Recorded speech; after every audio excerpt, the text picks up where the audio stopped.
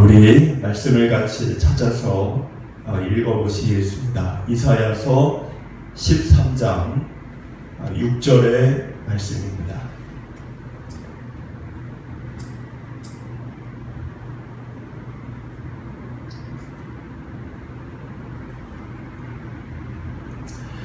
우리 같이 읽겠습니다.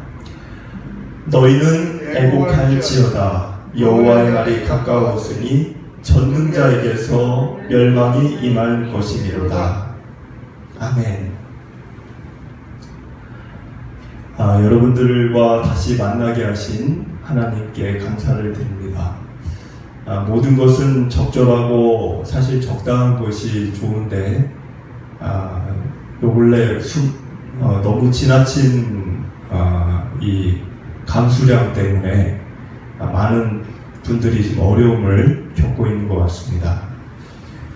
먼저는 여러분들에게 그러한 이 남은 여름 기간 동안 피해가 없기를 소망하고, 또 전국 각지에서 지금 많은 어려움을 겪고 있는 그런 분들을 하나님이 도우시고 또 회복시키시고 위로해 주시기를 또한 기도합니다.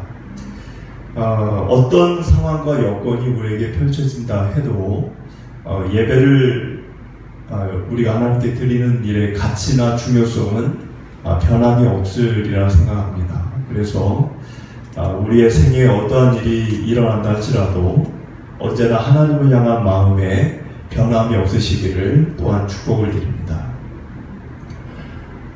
성경을 보면은 사실 연극 무대에서 이렇게 조명을 주인공에게 비추듯이 한 사람에게, 단 한 사람에게 그 조명을 비추면서 보여주는 것처럼 그 사람에 대한 이야기를 기록한 이야기들이 있습니다.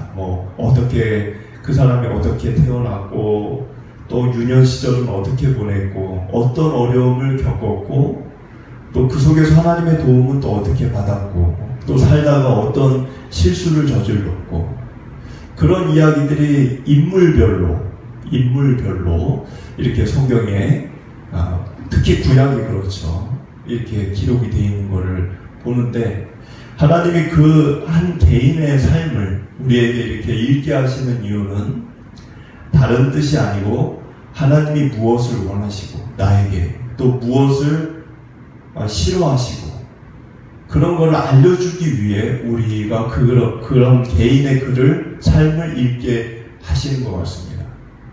그런데 어떤 경우는 개인이 아니라 한 나라, 한 국가 또는 국가와 국가 간의 이야기를 이렇게 기록을 하셔서 우리가 읽게 하실 때가 있습니다. 그 경우도 하나님이 어떤 나라가 어떤 나라가 되기를 원하시는지, 어떤 나라가 되는 것이 하나님의 뜻이신지를 알려주시기 위해 그렇게 우리에게 읽게 하시는 것 같습니다. 근데 오늘 이제 저와 여러분이 읽게 될 이사야 이 13장, 이 13장은 개인보다는 국가에 대한 이야기라고 볼 수 있습니다. 오늘 13장부터 사실 23장까지의 이 내용들은 남유다를 빼고 이 유다 주변에 있는 10개 국가들의 심판에 대한 내용들이 계속 이어져서 23장까지 기록이 되어져 있습니다.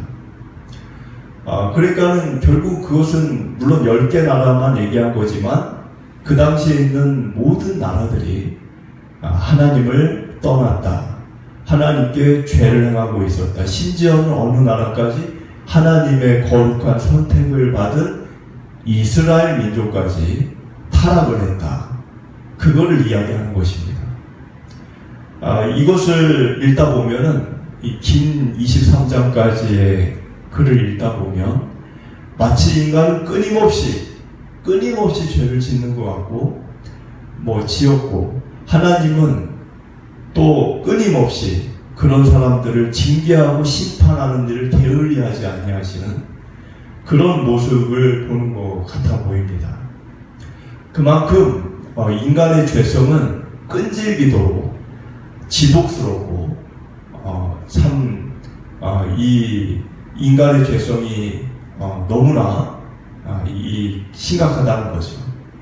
근데 하나님의 거룩하심은 그 인간의 끈질긴 죄 욕구, 죄성 그보다 더 깊고 더 주님의 그 간섭과 또 주님의 거룩하신 그 공의하심 그로 인한 어떤 사람들에 대한 마음 이런 것들은 인간의 죄보다도 어떤 면에서는 더 깊고 더 심오하다는 것을 생각하게 됩니다. 근데 오늘 이제 10개의 나라들 이야기가 23장까지 쭉 나열이 되는데 그 중에 먼저 나오는 나라는 이제 바벨론 나라 이야기입니다. 우리 1절을 같이 한번 읽어보시겠습니다. 아모스의 아들 이사야가 바벨론에 대하여 받은 경고라. 바벨론 이야기가 먼저 나옵니다. 10개 나라가 이제 등장을 하는데 그 중에 이제 먼저 나오는 나라입니다. 바벨은 빠벨이라는 그 앞에 단어가 있죠. 이 원어로 빠벨. 이 빠벨이라는 단어는 혼란이라는 뜻을 갖고 있습니다. 아마도 바벨탑 사건 때 하나님의 심판으로 서로의 언어가 혼란하게 되어진 그 일의 사건에 비롯되어서 만들어진 이름 같아 보입니다. 근데 이사야는 바벨론에 대한 경고를 지금 이제 이야기를 하는데 우리가 조금 이렇게 살펴보면은 이사야의 이 예언, 이건 예언이죠. 사실 아수르 국가는 이 바벨론 국가는 아수르 국가를 무너뜨리고 강자로 등극을 하게 됩니다. 원래는 아수르가 강자였죠. 그런데 그 강자였던 아수르를 기원전 506년에 바벨론이 무너뜨렸어요. 그리고 나서 바벨론이 이제 강자로 이제 등극을 하는데 좀 희한한 것은 지금 이사야가 바벨론에 대하여 심판의 메시지를 예언을 전하는 이 시대는 바벨론이 멸망하기보다 100년 전 이전의 일이에요. 그 얘기는 뭐죠?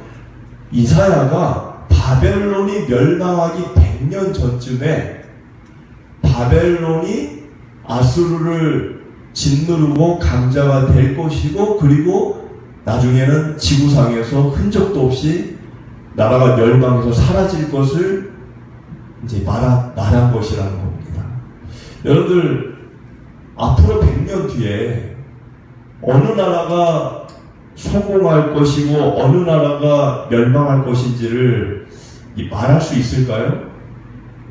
여러분들 그거를 누가 할 수 있겠습니까? 100년 뒤에 미국이 또는 중국이 또는 러시아가 어떻게 될지 그거를 말할 수 있는 사람이 누가 있겠어요. 그런데 이사야가 그런 일을 했다는 것이죠. 지금 이 이사야가 1절에서 얘기한 이거는 바벨론이 멸망하기 100년 전의 일이에요.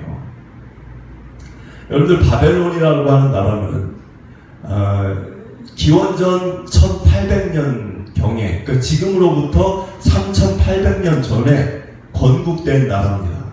그런데 이 나라가 여러분들이 잘 아는 함무라비 법전 그 함무라비가 바벨론 왕이죠.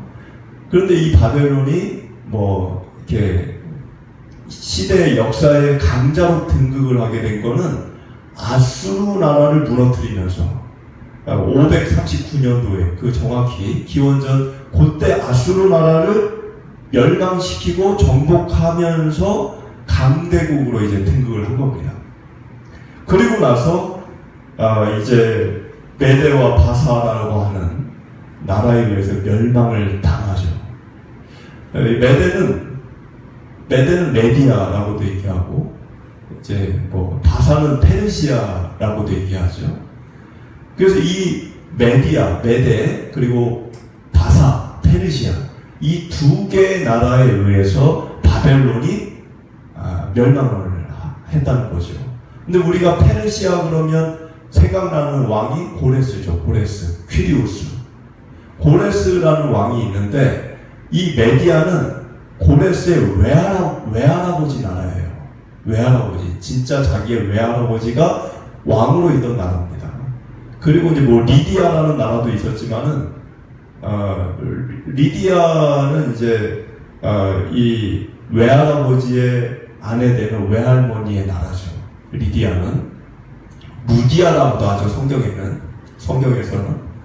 근데 이러한 배경 속에서 바벨론이 흥망성쇠를 이렇게 하게 되는데, 이 바벨론이 아수르만 무너뜨린 게 아니라 남유다도 정복을 했죠. 그래서 바벨론으로 포로로 끌려간 다니엘 같은 그런 이제 대표적인 인물이 있습니다. 근데 성경을 보면 바벨론에 대한 이미지가 좋은 이미지가 하나도 없어요. 창세기 시절에 바벨탑 사건 우린 다 알죠? 하나님께 순응하지 않고 대항해서 심판받은. 그래서 자기 힘만 믿고 교만해진 그런 사람들이 또 이렇게 바벨론이라는 나라를 세우게 되는데, 그 바벨론 역시 하나님의 거의 견주는 그 교만한 거만한 마음을 가졌다라고 성경은 이야기합니다. 그래서 이사야 14장 4절을 보면 이사야 14장 4절에 바벨론 왕에 대하여 이렇게 노래를 지어라, 이렇게 이제 이사야가 얘기하죠. 그러면서 뭐라고 얘기하냐면 너 아침에 계명성이 어찌 그리 하늘에서 떨어졌으며 너 열국을 엎은 자여 어찌 그리 땅에 찍혔는고. 내가 내 마음에 이르기를 내가 하늘에 올라 하나님의 무별 위에 내 자리를 높이리라. 그러니까 바벨론 왕이 어떤 마음을 가졌다는 거예요? 하나님의 무별 위에 나의 자리를 높이겠다라고 얘기했다는 거예요. 누가? 바벨론 왕이. 교만이죠. 여러분, 교만은 하나님이 가장 미워하는 죄입니다. 그래서 잠언 16장 18절에도 교만은 패망의 선봉이라고 이야기를 했습니다. 요한계시록을 넘어가면 바벨론을 음녀라고 얘기합니다. 그러니까 이 타락한 세상을 쥐고 있는 세력이, 어둠의 세력, 그것이 음녀라고 요한계시록은 또 얘기합니다. 이처럼 성경은 바벨론에 대한 단어 자체가 창세기부터 요한계시록까지 좋은 의미로 이렇게 기록된 일이 없었다는 거예요. 근데 오늘 이사야 이 시대는 이제 바벨론이 아수르를 무너뜨리고 이제 제국을 형성하겠지만 그 나라의 거만함, 아까 그 바벨론 왕이 하나님의 자리에 나를 높이리라, 이런 마음을 가졌기 때문에 결국에는 그 나라 역시 망하게 될 것이라는 경고를 이사야가 한 것입니다. 우리 2절을 한번 같이 읽어보시겠습니다. 너희는 민둥산 위에 기치를 세우고 소리를 높여 그들을 부르며 손을 흔들어 그들을 존귀한 자의 문에 들어가게 하라. 자, 이 구절의 뜻이 뭐냐면 바벨론을 무너뜨려야 되잖아요. 하나님이 그걸 계획하셨잖아요. 바벨론을 이제는 사라지게 하겠다. 교만하기 때문에. 그래서 하나님이 그 일을 계획하실 때 군사를 통해서 그 나라를 없애겠다는 거예요. 근데 그 군사는 역사적으로 우리가 알듯이 메대와 바사의 군사입니다. 그런데 하나님이 그 일을 행하겠다는 그 말을 이사야에게 전하시면서 표현을 지금 2절처럼 했다는 거예요. 어떤 표현이죠? 민둥산에다가 기치를 세우고, 기치는 깃발이에요. 어떤 깃발이냐면 군사들을 소집하는 깃발이에요. 근데 민둥산에다 세웠다는 거는 아무것도 없는, 그러니까 민둥산은 벌거벗은 산이잖아요. 아무것도 없는 곳에다가 군사들을 소집하는 깃발을 높이 세웠다는 거예요.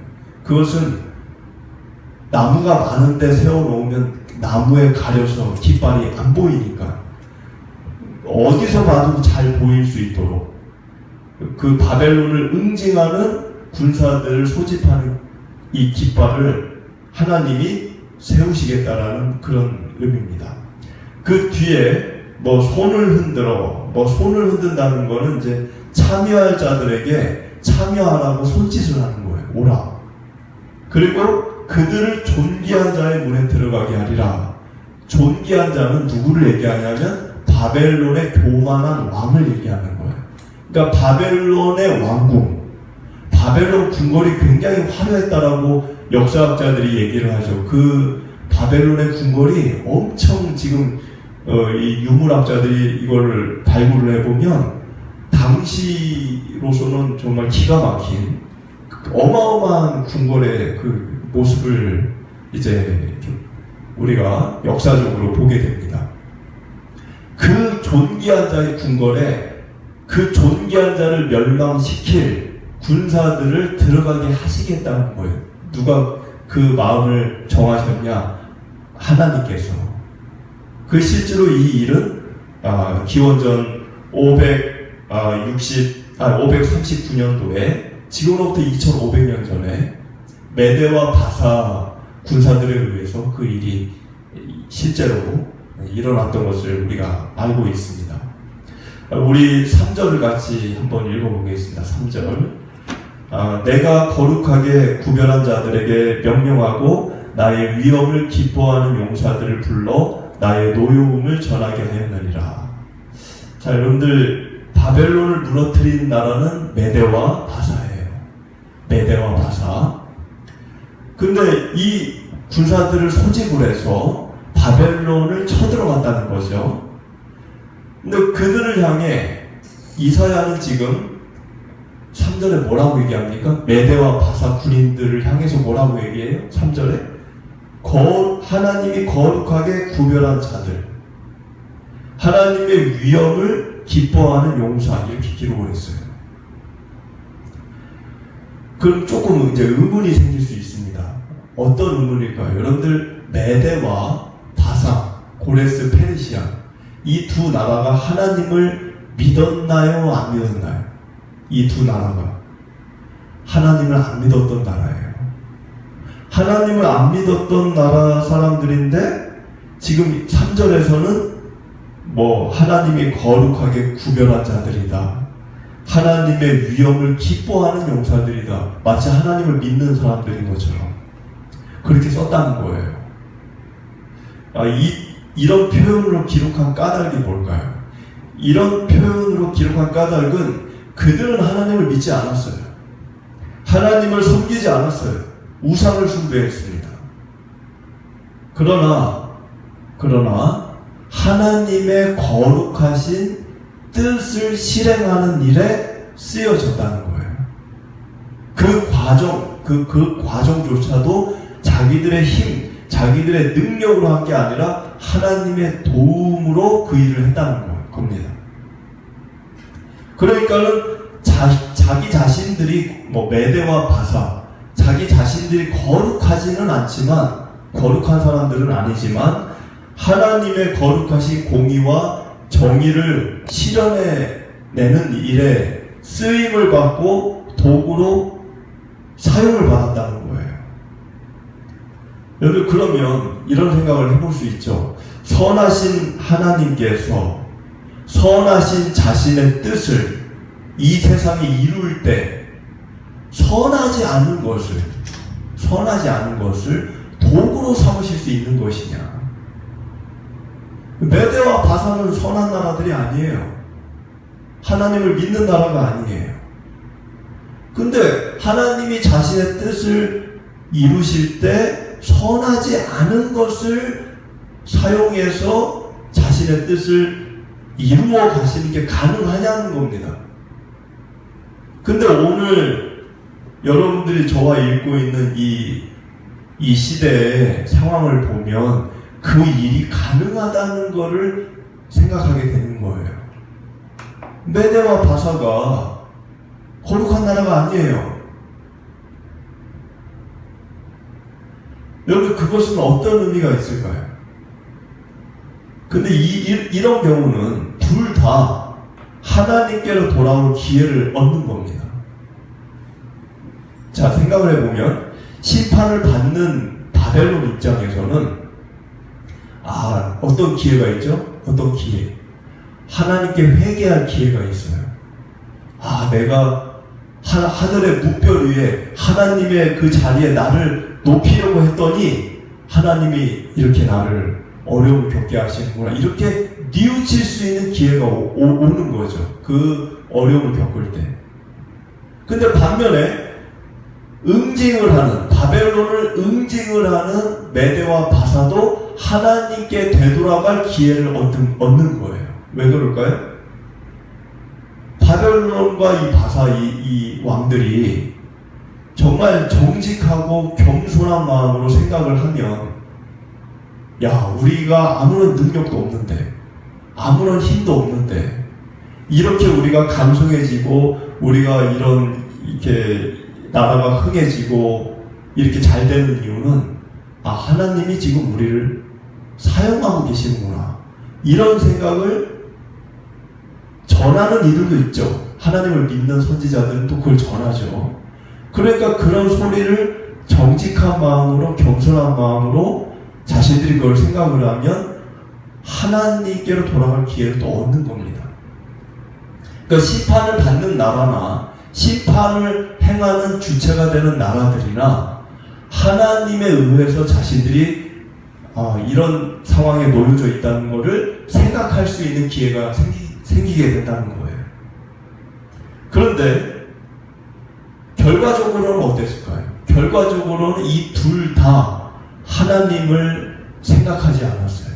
바벨론도 심판을 받으면서 하나님께 뉘우치지 않았고, 심판을 하나님의 어떤 섭리 속에서 행하던 메대와 바사도 하나님 생각은 전혀 안 했어요. 그러면 어떻게 될까요? 다 망하는 거예요. 그러면 다 망하는 거예요. 바벨론은 당연히 망했고, 메대와 바사도 한때는 잘 됐지만 하나님이 도우셔서 자신들이 잘 된 거를 깨닫지를 못했을 때 메대와 바사도 결국에는 지구상에서 멸망을 당해버리는 겁니다. 그래서 우리는 내가 어려움을 겪든지 내가 잘 되든지 어떤 상황에 내가 놓여지든지 우리는 하나님께로 돌아갈 마음을 늘 잊어서는 안 됩니다. 그러지 못할 때는 그냥 무너진다는 거예요. 우리 4절을 같이 읽어보겠습니다. 4절. 산에서 무리의 소리가 나며 많은 백성의 소리 같으니 곧 열국 민족이 함께 모여 떠드는 소리라. 만군의 여호와께서 싸움을 위하여 군대를 검열하시니로다. 그러니까 이 이야기는 계속 이어지는 거죠. 메대와 바사라는 두 나라를 준비시키겠다는 거예요. 왜? 바벨론을 무너뜨리게 하기 위해. 너무나 교만하니까. 그래서 산을 통해 이렇게 산에 수많은 군사들이 모여 있는 거를 지금 이렇게 기록한 겁니다. 산에 무리가 셀 수 없이 많이 모여 있다 이거죠. 산에. 실제로 이 티그리스 강에 어마어마한 산맥이 있는데 메대와 바사는 그 산악전으로 유명해요. 그러니까 산을 통해서 전쟁을 하러 오는 거죠. 근데 여기 4절을 보니까 이 메대와 바사만 있는 게 아니라 열국 민족이 함께 모여있다 이렇게 기록이 되어 있어요. 메대와 바사만 얘기한 게 아니고. 그러니까 열국 민족이라는 이야기는 바벨론을 무너뜨리는 하나님의 그 결심은 이미 하나님이 작정을 하신 거예요. 근데 하나님이 그 일을 실행하는 것만 남은 건데 그 일을 실행할 때는 어느 나라 어느 사람이든지 하나님에게 사용이 될 수 있다는 것입니다. 우리 5절을 같이 읽어보겠습니다. 무리가 먼 나라에서 하늘 끝에서 왔으며 곧 여호와의 그의 진노의 벽이라 온 땅을 멸하려 함이로라. 하늘 끝은 이제 지평선을 얘기합니다. 지평선이라는 게 하늘과 땅이 맞닿은 지점이죠. 근데 보통 이제 구약에서는 그 지평선을 하늘 끝이다 이렇게 표현을 합니다. 지평선, 하늘 땅이 닿은 곳. 그러니까 그 먼 곳에서 그 먼 곳 어딘가에서 바벨론을 무너뜨릴 군대가 이제 오게 될 거라는 거죠. 우리 6절을 읽어보겠습니다. 너희는 애곡할지어다. 여호와의 날이 가까웠으니 전능자에게서 멸망이 임할 것이니로다. 그런데 이 여호와의 날은 심판의 날을 얘기하는 겁니다. 근데 왜 심판의 날이라고 쓰지 않고 여호와의 날이라고 썼을까요? 그 이유는 심판하시는 주체가, 심판하시는 분이 하나님이시라는 거예요. 그래서 그걸 강조하기 위해, 심판이 매대가 하는 게 아니고, 심판이 사람이 하는 게 아니고, 심판은 하나님이 하신다라는 걸 강조하기 위해 이사야가 여호와의 날이라는 말을 썼다는 겁니다. 우리 7절을 같이 읽어보겠습니다. 그러므로 모든 손의 힘이 풀리고 각 사람의 마음이 녹을 것이라. 여기 손의 힘은 권력과 권세를 얘기합니다. 그러니까 하나님을 떠나서 스스로 높이고 즐기고 그랬던 권세와 권력들은 하나님의 날이 오게 될 때 다 그 쥐고 있던 것을 놓게 된다는 거예요. 자신이 누리던 명성, 자신이 누리던 부귀, 권력, 권세, 이것이 손에서 힘이 풀리듯이 놔버릴 수밖에 없게 돼요. 무기력해진다는 거예요. 우리 8절을 읽어보겠습니다. 그들이 놀라며 괴로움과 슬픔에 사로잡혀 해산이 임박한 여자같이 고통하며 서로 보고 놀라며 얼굴이 불꽃 같으리로다. 여기는 해산이 임박한 이렇게 고통이라고, 여자 같은 고통이라고 되어 있지만 원어 성경을 좀 이렇게 더 들여다보면 사실은 이 뜻은 해산이 임박이 아니라 해산을 하는 여인의 고통을 얘기하는 겁니다. 출산을 하는 여인의 고통. 그러니까 자신의 욕망을 제어하지 못하고 점점 그 거대해져가는 그 욕망에서 헤어나오지를 못하고 살아가게 될 때 하나님처럼 되고자 하는 교만함을 갖게 되고, 그런 일 속에서 되돌이키지 않을 때는 8절과 같은, 7절과 같은 그런 인생의 길에 들어서게 된다는 거예요. 갖고 있던 것들 다 놔야 되고, 슬픔이 밀려오고, 마치 출산하는 여인과 같은 고통, 극심한 고통에 시달리게 된다는 것입니다. 여러분들, 언젠가는 우리가 잘못된 길을 계속하며 여호와의 날을, 6절에 있는 여호와의 날을 맞이하게 될 순간이 오게 될 것입니다. 잘못된 길을 간다면, 잘못된 삶을 사는데도 살아생전 그 여호와의 날이 나에게 오지 않는다. 세상 사람들이 하나님을 안 믿는데 잘 될 수도 있죠. 돈 잘 벌어, 병도 안 걸려, 장수해. 그러면 믿는 사람 입장에서는 아니 교회도 안 다니는데 일만 잘 되시네? 나는 일이 안 되는데? 이렇게 생각할 수 있죠. 그런데 그것은 더 심각한 거예요. 그거는 더 안 좋은 거예요. 왜 안 좋은 걸까요? 차라리 내가 잘못된 길을 갈 때 여호와의 날이 오는 게 좋은 거예요. 왜냐? 되돌이킬 수 있는 기회가 오기 때문에 그렇습니다. 그런데 내가 잘못된 길을 가는데 나에게 아무런 문제가 없어. 오히려 잘만 돼. 하는 일마다 잘 돼. 그럼 어떻게 될까요? 돌아올 수가 없어요, 하나님께. 그 기회 자체가 없어요. 그러다가 그런 사람들은 언제 하나님 앞에 서게 될까요? 언제? 죽고 나서. 죽음 뒤에 하나님이 실제로 있었구나 라고 하면서 그 자리에 서게 되는 겁니다. 그게 더 심각한 거예요. 차라리 잘못된 길을 내가 갈 때 여호와의 날, 6절에 있는 여호와의 날이 나에게 오는 게 차라리 낫습니다. 잘못된 삶을 살아갈 때 여호와의 날이 나에게 온다. 그러면 어떤 일이 일어난다고 지금 얘기해요? 7절과 같은 일이 일어나는 거예요. 손에 힘이 풀리는 거예요. 손에 힘이 풀린다는 거는 내가 쥐고 있었던, 전에는 내가 갖고 있었던, 전에는 내가 누리고 있었던 그것들을 다 손에서 놔야 된다는 겁니다.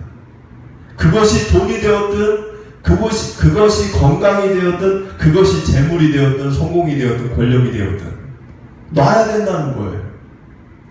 그걸 놓으니까 어떻게 됩니까? 슬픈 거예요. 전에는 내가 가졌던 것들인데 이제는 내가 가질 수가 없으니 슬픈 거죠. 그리고 그거를 누리지 못하는 고통이 있는 거죠. 그래서 8절과 같이 슬픔이 밀려오고 고통이 오는 겁니다. 여러분, 이것은 바벨론만의 이야기가 아니에요. 이러한 일들은 우리 인생에 하나님이 지금도 진행하시는 일들입니다. 각자의 모든 인생에게 이거를 지금도 이루신다는 거예요. 그러지 않고서야 우리와 관계없는 바벨론의 이 성경글을 우리에게 읽게 하실 이유가 없습니다. 가장 지혜롭고 현명한 일은 뭘까요? 가장 지혜롭고 현명한 일은 내 삶을, 자신의 삶을 늘 내면화하는 겁니다. 하나님 앞에서. 하나님 앞에서 나 자신의 삶을 내면화시키는 거예요. 누가 나에게 말해주지 않아도, 가르쳐주지 않아도 주님을 나 스스로 생각하고 또 바라보고 내 삶도 들여다보고 할 때 우리는 성령님의 간섭을 느끼게 되는 겁니다. 성령님은 나에게 어떤 일을 행하시죠? 양심을 두드리시고 양심에 호소하시고 내 마음에 말씀하시는 거예요. 그래서 나의 잘못된 언행을 나 스스로 인지하게 하고 내가 가고 있는 잘못된 길을 보게 하시고 느끼게 하시고 그러한 삶을 살고 있는 나 자신에 대하여 나 스스로가 나 자신에 대하여 가슴 아파하게 하고 그런 일을 성령님이 하시는 겁니다. 그러나 내 욕망과 욕구가 너무나 앞서가면 내 욕구가 절제되어지지 않는다면 바벨론 왕처럼 내 원하는 것들만 자꾸 보고 살면 그러면 내 속에서 성령님이 말씀하시는 그 음성이 들리지 않아요. 들리지 않으니까 귀 기울이지 않고 살다 보면 어느 선에서부터는 하나님이 나에게 아무런 말씀도 하지 않으십니다. 아무런 말씀도 안 하세요. 주님이 나에게 간섭도 안 하시고 아무것도 느끼지 못하게 하시고 그러면 그때부터는 나는 내 본능에 의해서만 살아가는 거예요. 그것이 가장 심각한 상태인 것입니다. 따라서 우리는 늘 주님께 우리 자신을 내면화해서 나아가는 일을 멈춰서는 안 됩니다. 주일날만이 아니라 한 주를 살 때마다 매일매일 한순간 한순간 매일 밤마다 양심이 나를 괴롭히는 일들이 차라리 나에게 축복이 되는 거예요. 주님에 대한 생각의 끈을 놓아서는 안 되는 것입니다. 나 자신의 삶을 들여다보고 내가 어떤 생각 속에서 어떤 말과 어떤 행동을 내가 하고 있는지 마치 CCTV를 보는 것처럼 나 자신의 삶을 봐야 된다는 거예요. 하나님 앞에서. 왜 우리가 예배 때마다 하나님께 은혜를 구할까? 나에게 선하신 그분, 주님이 나에게 베푸시는 모든 일들이 사실은 은혜이기 때문에 그렇습니다. 하나님이 나에게 행하시는 간섭, 나의 마음을 두드리시고 나 자신의 삶의 잘못된 길을 보게 하시고 또 뉘우치게 하시고 이 모든 것들이 하나님의 은혜이기 때문에 그렇습니다.